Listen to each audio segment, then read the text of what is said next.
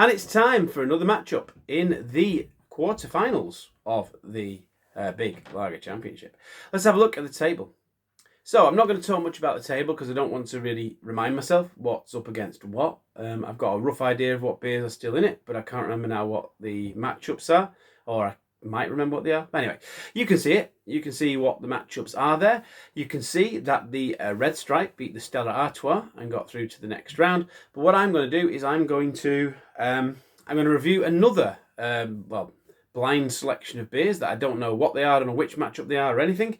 I'm going to see whether I can tell what they are or what's going on or what am I talking about. I've no idea.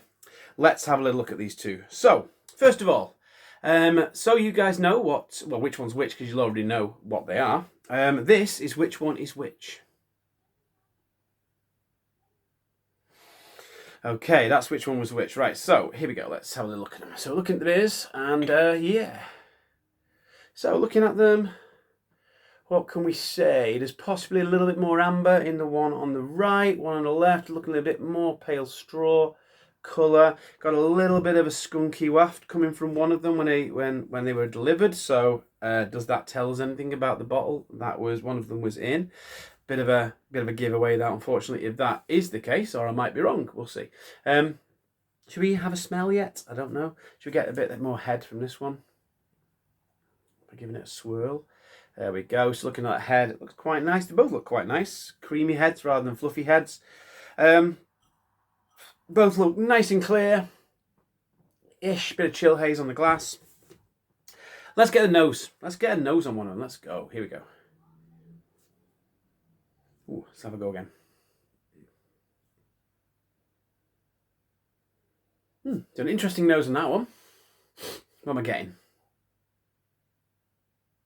Quite sweet, a little bit syrupy. Lemony, bit of orange. So I'm saying citrus and sort of sweetness, a bit of malt up front. Something else in there. It's giving me a slightly...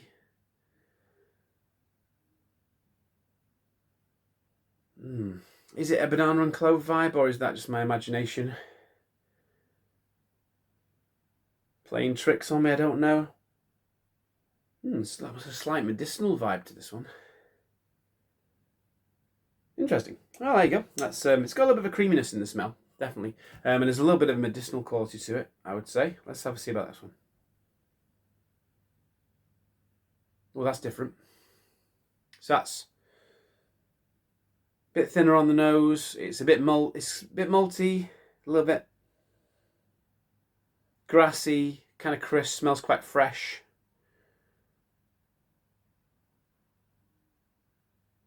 No skunk coming from either of these, so maybe it was just my imagination. So I'm not going to let that affect my judgment, because I could be completely wrong. So I'm going to forget all that, because there's only one that came in a green bottle. That's the thing. That's all I'm saying. But yeah, that one smells a bit cheaper. There's not as much in the nose. It smells all right though. It smells decent. Grassy, fragrant, a little bit flowery, teeny bit citrusy, a teeny bit of malt in there, but this one has a more interesting nose. Yeah, very interesting, that one. Anyway, let's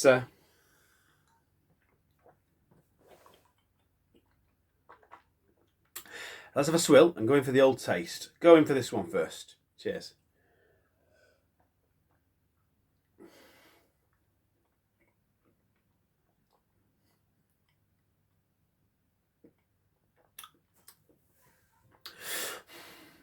Nice flavour to that one.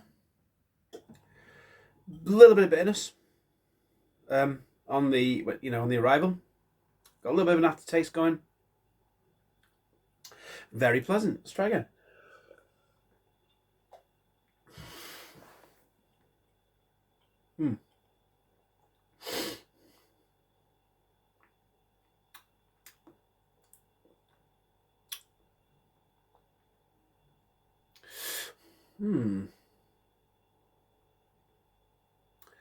yeah, it's got a nice rounded mouthfeel. There's a lot there. It's filling the tongue. It just spreads out. It's got a nice depth of flavour to it.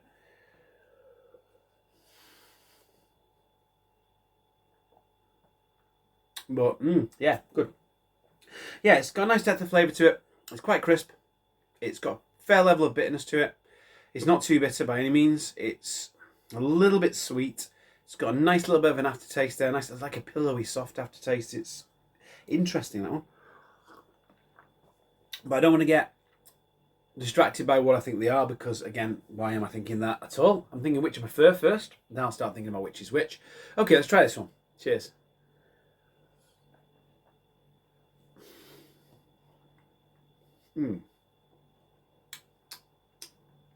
Oh, this one does taste odd after that one.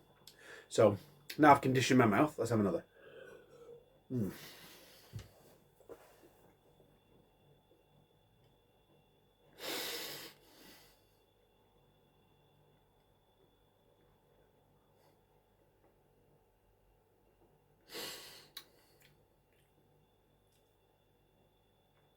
Not as much going on in this one. Not as much flavour up front.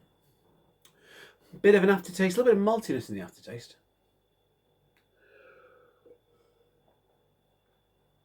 It's crisp and it's refreshing. There's nothing wrong with it.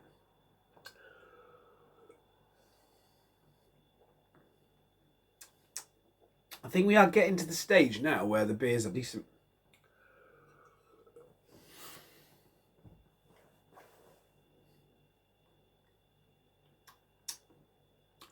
A bit thin in the mouthfeel. There's a bit of bitterness there. It's a bit generic. Reasonable amount of flavour. Nice aftertaste. There you go. Let's go back on this one.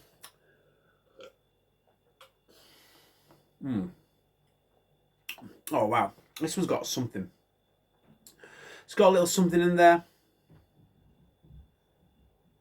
See, I've got a little bit of that Belgianness. So I don't want to say that because that kind of narrows it down to one beer. And if I'm wrong, then I'll look stupid. But it's a remarkably complex lager, this one. There's a little bit of citrus in there, a little bit of grassiness, but there's some other bits there, some other kind of fruit in that flavour.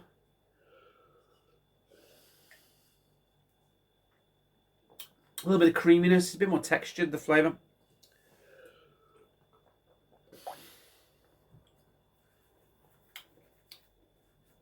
This one is more refreshing, this one. It'd be nice of a palate cleanser after that one. So there's absolutely nothing wrong with this one, it's very nice. Yeah, and it's crisp, it's refreshing, it's clean, it's good.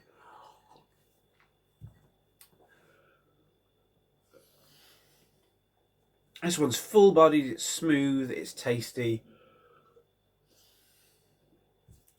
That one's going through. It's got to go through. It's got a bit of bitterness. It's still clean. It's still refreshing, but it's got it's got quite a full flavour to it. So there we go.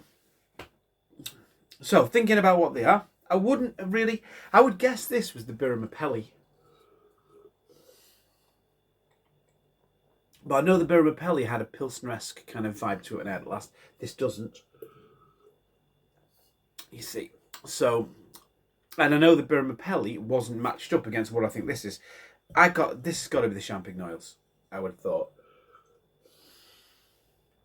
I can't think of anything else that would taste like that. So, if that's the Champignons, then that means that's the Rossini, because I'm pretty sure they were matched up against each other. So, Rossini, Champignons, that is a cracking lager. We'll see how it ends up, and I'll be back in a minute. Well, I am learning a lot about myself and beers by doing these blind taste tests, especially these super blind ones. It's crazy, really, because I said I thought this tasted like the Birra Mapelli. At first, crisp, clean. It didn't seem to have the depth of flavour the Rossini has, or that little bit of maltiness the Rossini had which the Rossini had more of. Again, I said I thought I smelt a bit of skunkiness, which made me think it was the Rossini against the Champignons. Started talking about this. And how I was getting those kind of Belgian yeasty kind of flavours. So, I had it in my mind that it was going to be Rossini, Champignons. But I should have gone with my first instinct when I thought this was the Birra Mapelli, because it is. And the big surprise, the thing that's really surprised me, I couldn't believe it when I found out, that's the Sabor. So there you go, not massively malty. I thought the Sabor would have been maltier than that. Which I suppose it is. But I'm still getting some of those kind of like Belgian yeasty flavours with it, like I got from the Champignons, like I got from the Bière Deluxe. But had I not done this completely super blind, I wouldn't have thought this was a Sabor. I would have thought Champignons for that one. So wow, I thought the Birra Mapelli was going to be a strong contender. I didn't think that it would be knocked out by Sabor, but clearly the Sabor is a cracking beer, isn't it? So wow, can't believe that. That has surprised me a bit. But it shows how your brain kind of tricks you, because as soon as I smelled that skunky waft, I started thinking Rossini in a green bottle, which is crazy. I shouldn't have let it play with me, but I did actually say, didn't I? I'm not going to let that affect me because it could be wrong, but I still stuck with that because I got the Champignonsy flavours from this one. And after tasting this one, I thought the Champignons would romp it. I thought nothing's going to beat this now. Well, this is not the Champignons. This is the Sabor. So do I think the Sabor's going to romp it? It's suddenly got more interesting, because had this been the Champignons, I'd be thinking, well, nothing's going to beat that. It's just too strong. But the Champignons is still in. So this if the Champignons gets through against the Rossini, which there's no guarantee it will, especially when I don't know which beer's which clearly, then it could be different anyway. But if he does get through, this against Champignons will be a really interesting matchup. What have we still got in? We've still got the Red Stripe in. Got Carlsberg Expos and Madrid. That'll be an interesting one. But yeah, it's all to play for at the moment. I can't believe it. So Sabor is the one that's gone through to the quarter-final. Going to be up against either the Rossini or the Champignons. Depends on which one the next one is.